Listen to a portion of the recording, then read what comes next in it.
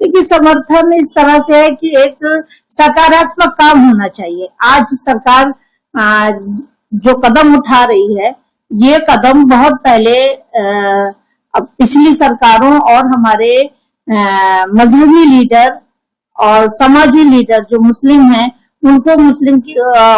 मुस्लिम समुदाय की का गरीबी और पिछड़ापन और दुर्बलता पे उनको पे नजर होनी चाहिए, क्योंकि वक्फ की जमीन न दान की जाती है और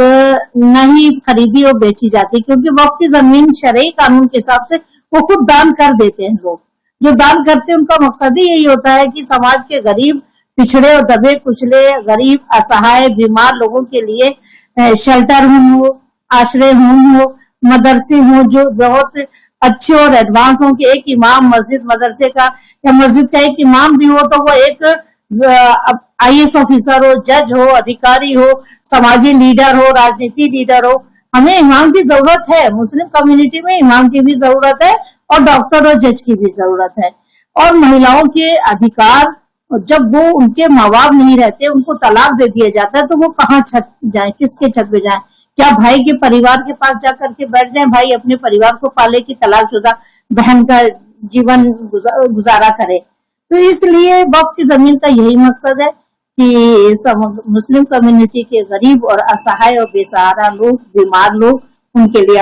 हॉस्पिटल हो, एजुकेशन सेंटर हो, शेल्टर होम हो, कारखाने हो, ताकि वो सामाजिक और आर्थिक स्थिति में बेहतर हो जाए और वो देश का, मुस्लिम समुदाय का, खानदान का, अपने परिवार का खुशहाल जिंदगी जी सके। तो जब ये काम अभी तक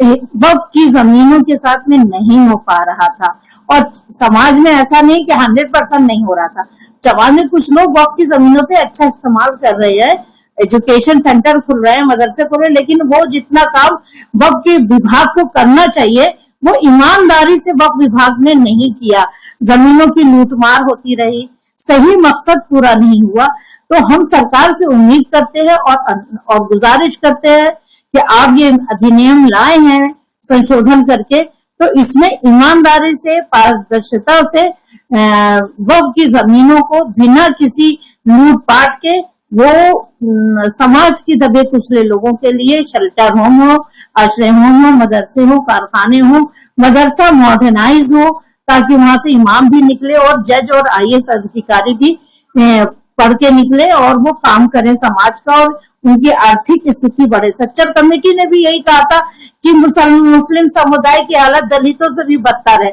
जब ये रिपोर्ट है तो उसको आप सच और सकारात्मक वर्तमान सरकार करे।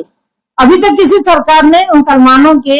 हित के लिए और उनके एजुकेशन के लिए कुछ नहीं किया, सिर्फ वोट की राजनीति हुई है। तो हम बीजेपी सरकार या वर्तमान सरकार से गुजारिश करते हैं कि आप अपने मकसद में पारदर्शिता और न्यायप्रिय तरीके से उन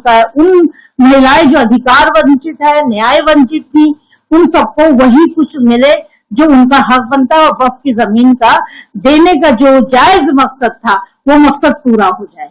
इस बीच अगर बात किया जिस तरीके से ये बिल पेश हुआ है, तो इसके बाद कहीं ना कहीं जो विपक्ष पार्टियों की बात की जाए वो भी कहीं ना कहीं विरोध में आए हैं, कुछ धर्मगुरुओं की बात की जाए वो भी विरोध में आए हैं। तो अब तक क्या सोते रहे? क्या अब तक सोते रहे? भाई उनके हाथ में इतने साल थे, 75 साल थे, 80 साल थे, क्या किया उन्होंने? सिर्फ ज़कात और खैरात के ही पैसे से वक्फ की जमीनों पे हॉस्पिटल और कारखाने खुल सकते थे, लेकिन किसी ने ही इतना वक्फ की जमीनों पे तवज्जो नहीं दिया। वक्फ के विभाग ही में लूट मार मचती थी। अब हम वर्तमान सरकार से गुजारिश करते हैं कि पिछला जो कुछ भी नुकसान हुआ है वक्फ की जमीनों के साथ अब लूट मार ना होने पाए। जिन लोगों ने नाजायज कब्जा किया है उन नाजायज कब्जे को छुड़ाया जाए, और जिन लोगों ने बेईमानी या कब्जा किया है उन जमीनों पे जांच की जाए, और जो दोषी हैं उन पे भी कार्रवाई होनी चाहिए। जो शरीयत की जमीन थी, शरीयत के मुताबिक चलनी चाहिए थी कि उसपे गरीबों का, असहाय लोगों का उसपे शेल्टर होम हो, कारखाने हो, एजुकेशन सेंटर हो, उसमें ताकि समाज की मुस्लिम गरीब तबका वो भी सामाजिक और आर्थिक और शैक्षिक तरीके से विकास करे और देश का भी विकास हो और मुस्लिम कम्युनिटी में भी खुशहाली